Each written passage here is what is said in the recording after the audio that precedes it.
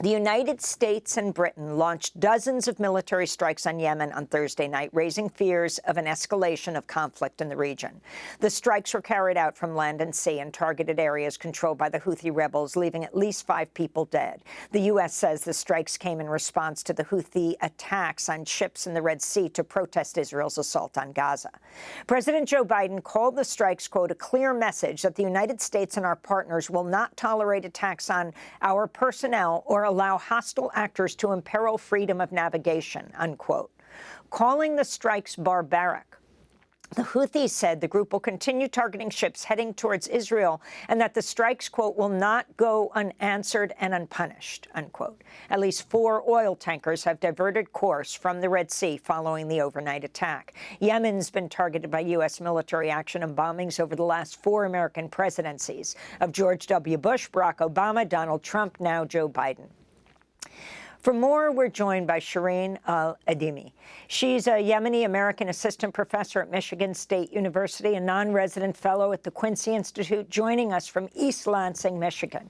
Professor Al-Adeimi, we thank you for being with us. Can you first respond to the British-U.S. attacks on Yemen last night? Thanks for having me, Amy. These attacks are not unexpected. The U.S. has resorted to violence and bombardment in the past. Certainly, they've been part of the coalition that has bombed Yemen and enforced a blockade, a naval and air blockade for the past several years since 2015. So this represents, I think, a continuation of that policy of escalation, a policy of resorting to violence and bombardment rather than doing what most American people have been asking President Biden to do, which is ceasefire, calling for a ceasefire in Palestine against the people of Gaza, and making sure that, the people of Gaza don't have to pay the price for the actions of Hamas on October 7th. And so I think instead of working with the Israeli government to end what South Africans and others are calling genocide against the Palestinian people, we just see an escalation of these of hostilities in that region. Can you talk about what the Houthis are doing in the Red Sea? What ships are they going after, and what has this meant for trade there? So they are controlling Bab el-Mandeb Strait, which approximately 13% of global shipping goes through. So anything going through Europe through the Red Sea goes through Bab el-Mandeb before it gets to Sina, and the other way around as well. And they have been targeting any ships that are headed toward Israel, either Israeli ships or ships that are headed towards Israel. And they've been very clear about why they're doing this. And they're doing this in support of Palestine, in support of the people of Gaza. And they have repeatedly said that all of these attacks toward these ships that are either Israeli or going towards Israel will stop once the Israelis stop their war in Gaza, and specifically actually preventing the food and medicine from entering Gaza. So essentially using a naval blockade in the Red Sea to prevent the blockade against civilians in Gaza. There's also, last week they announced that this was also in accordance with their obligations under genocide prevention, Article 1 of genocide prevention, which says that states should have an obligation to prevent genocide. And so that's what the Houthis have been saying. That's what Ansarullah have been saying. And the U.S. has mobilized troops in the region to defend shipping, global shipping essentially, and specifically the Israeli economy. So they, the coalition they put together, I think it's called Operation Prosperity Guardian. And so we have more troops, more U.S. presence in the region in the last few weeks in order to protect the waters from these Houthi attacks. I wanted to talk about the response in Britain and the United States. Responding to the attack, U.S. Congressmember Ro Khanna, who represents Silicon Valley, California, in Congress, said on social media, Biden needs to come to Congress before launching a strike against the Houthis in Yemen and involving us in another Middle East conflict. That's Article 1 of the Constitution. I will stand up for that regardless of whether a Democrat or a Republican is in the White House. Section 2C of the War Powers Act is clear.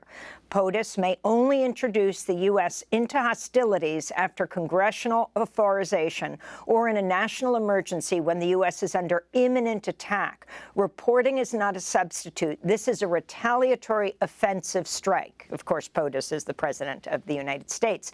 And similarly, Rishi Sunak, the Prime Minister of Britain, is facing opposition questioning, demanding he come before the British Parliament to explain why he did this without authorization. Professor Adeimi, your response.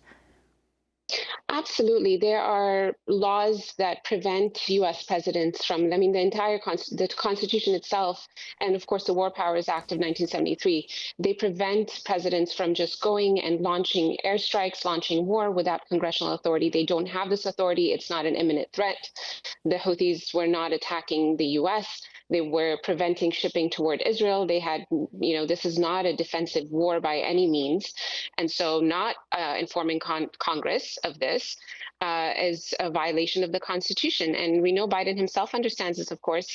There's some tweets going around from 2020 when he was in 2021 when he was criticizing Trump for having gone to or potentially attacking Iran without going to Congress, saying that no president should do this without congressional approval.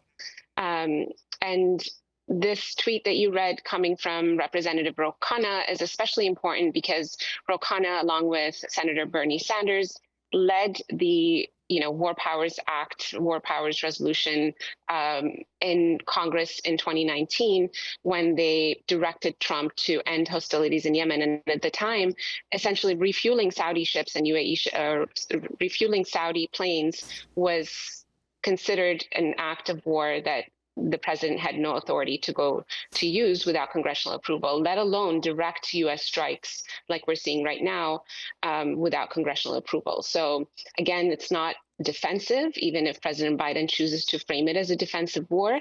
This is an offensive act. This is a breach of Yemeni sovereignty. Multiple cities, multiple provinces were attacked last night.